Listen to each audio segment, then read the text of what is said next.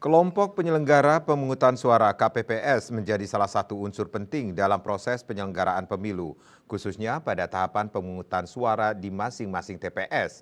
Bahkan petugas KPPS yang bertugas rela lembur hingga dini hari untuk memastikan keamanan surat suara dan kecocokan data pada saat proses penghitungan suara sebelum dikembalikan ke KPU.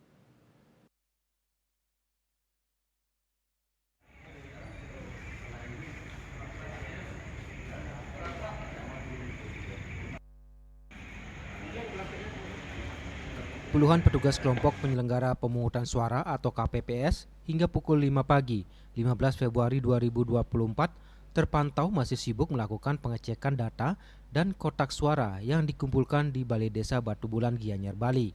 Ratusan kotak suara presiden dan wakil presiden, DPR RI, DPD RI, DPRD Provinsi dan DPRD Kabupaten Kota ini merupakan kotak suara dari 67 TPS yang tersebar di Desa Batu Bulan, Kecamatan Sukawati.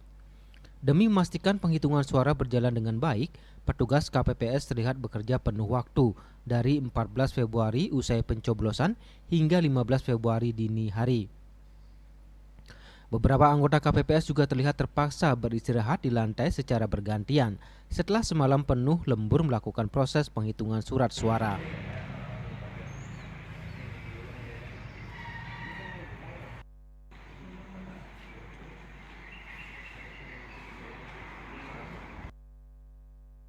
Terlihat kotak suara yang telah tersusun ini sudah disegel oleh petugas.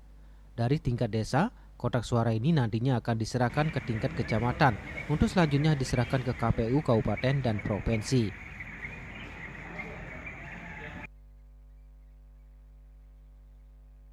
Penghitungan dan rekapitulasi suara merupakan salah satu proses penting dalam penyelenggaraan pemilihan umum atau pemilu.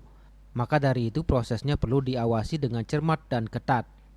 Kelompok penyelenggara pemungutan suara atau KPPS dalam hal ini memiliki tanggung jawab besar untuk memastikan keamanan surat beserta kotak suara usai pencoblosan.